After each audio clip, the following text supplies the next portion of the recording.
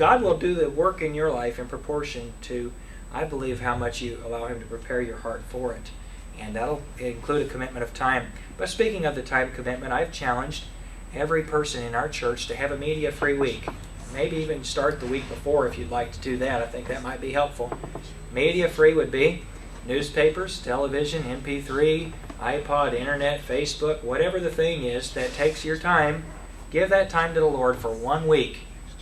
Give that time to the Lord 1 week. If you're His, it belongs to Him anyway, and you're a lousy steward to be squandering it on those things anyway. The truth is. So for 1 week, give God that time. Just take yourself off of that stuff and let God do what He wants to for 1 week.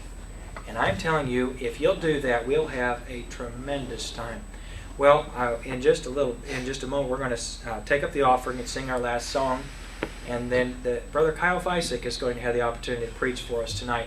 I very seldom get to have him preach, and I feel badly asking him to for this reason. When he's in the United States, he's got to check up with churches, and he preaches constantly. And, of course, knowing what it is for a preacher to have the burden of being responsible for all the preaching during the week, it takes a bit for him, but he graciously and willingly said he would be willing to preach to us tonight. And so he's going to be our guest preacher. And, of course, the Ficek family's got a new addition.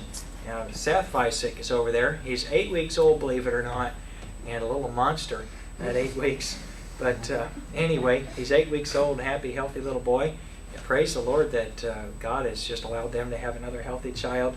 And this is the Ficek family. We're planning this summer in June to try to get down and see them. And the folks that are part of our soul winning program, we would like to go down and do some soul winning as Brother Ficek does it in Guyana. We're praying about it and trusting the Lord to help us to be able to do that. But I just pray that you'll have the opportunity tonight to get to know them. Before we started Fort Lauderdale Baptist Church, we began supporting two families in particular, the Riches to Japan and the Ficeks to Guyana, South America. And they've been a tremendous blessing to us, and the Ficeks in particular have just really been a blessing to our church.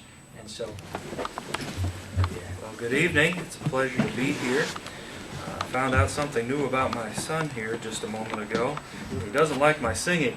I was trying to hold him over there, and the more I sang, the louder I sang, the more his face just kind of, his lips kind of curled up. He's like, "What is that?" So I don't know. My wife holds him. That's fine. He likes her singing. So I don't know. He better get used to it, I guess. But yeah, poor kid takes after his father, and so he's. When Pastor Price says he's a monster, it's not because he's a bad child or acts badly. It's because he's just huge, And so anyway, he takes after his father, and so I'll feel sorry for him, But anyway, the other three, they got more of their mother in them. But anyway, enough of that. I keep going on that, I'm going to get myself in trouble with my wife. So let's change the subject. And let's go back to Guyana, South America. And I'll just give you an update here for just a few minutes. There's several new faces here tonight. And so in case you're wondering, where is Guyana?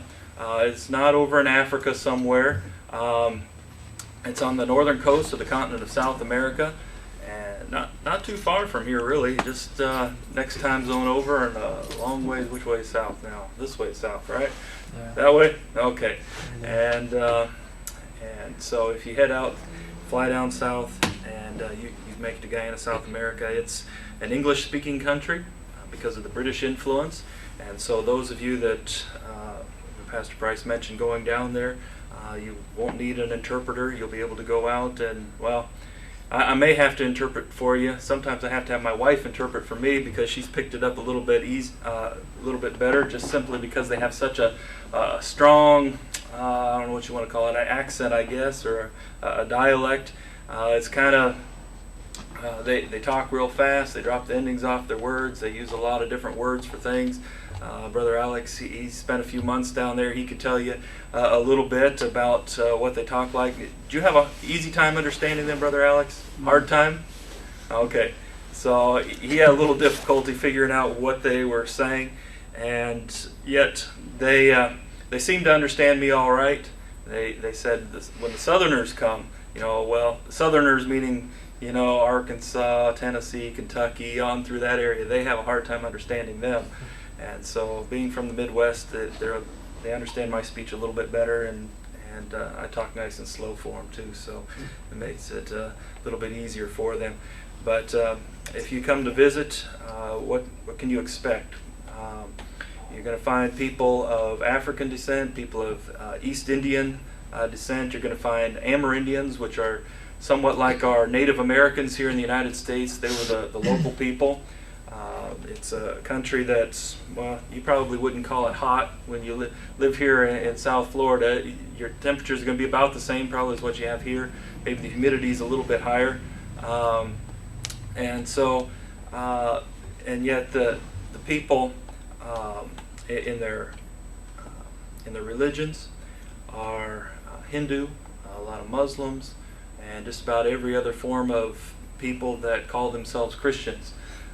So we have just about everything there that we're battling against, and sometimes the going gets a little bit slow. Right now with Adventure Baptist Church that the Lord has us working in, we're beginning to plant a church there. It's coming along well. As we first went there 4 years ago, we began working with another missionary, and he left the field, and we began working in the church that he had started. And in this past year, there were a few difficulties there. We're working on planting Adventure Baptist Church as well as working at Grace Baptist Church at the same time. And there were some difficulties as far as the building we were renting and some other issues that came up within the church. And we felt that after a lot of praying and a lot of seeking the Lord concerning what we should do in that situation, we believed that the Lord would have us go ahead and combine the two and begin meeting in one place there in Adventure on the Essequibo coast of Guyana. And so we did that this last year. The last Sunday in May was our first service as a combined church, and God's done a lot of things in a lot of people's lives. And it hasn't been an easy road. It's been pretty tough almost all along the way. There's been one issue after another. If there ever gets a moment of peace, a moment of quietness, we know something's just around the corner, something else is going to hit. And yet God has been gracious to bring us through each and every one of those struggles. As we've sought Him, He has led and just guided us every step of the way. And so we've done a lot of plowing the last few years. And Lord willing, we're to the place where everything's plowed up and some of the seeds can start to take root and begin to grow. And we've been seeing some fruit begin to in people's lives as they've come to know the Lord. One family in particular we're real excited about to have just, if you would have known them a couple of years ago, you would say, well, there's no hope for them. They're too far gone. The devil's got them too in his grip, and he's just not going to release them. But the Lord has done just such a great work in their life, and they just can't get enough Bible. And the thing of it is, as I was sharing with Pastor Price here before the service, they were in a situation before they were saved where he had a job that was, he was bringing in money hand over fist. He was doing really well. And when he was saved, a lot of that just began to start drying up on him. And the money just disappeared. And some people think, well, if I trust Christ as my Savior, well, then the pathway is just going to smooth out and everything's going to be great, and it's going to make my whole life a whole lot easier. And what he found is what most people find when they begin to live for the Lord, that you're going against the flow. You're going against the way the rest of the world is going, and he begins to encounter different difficulties and struggles and trials along the way. And it has been amazing to watch them go ahead and stand under those circumstances, even when times there's very little money to go around. It's hard to feed his family. The Lord provides from here or from there for him to be able to feed his family or to make a living. And I was asking him here a few weeks before I left to come back up here to the States, would you go back? You're sitting here now, you don't really even know how you're going to get enough money to feed your family for the next day. You need money for this, you need money for that. Would you go back to living the way you were before when you had all the wealth, you had plenty. You could go out and buy basically whatever you wanted.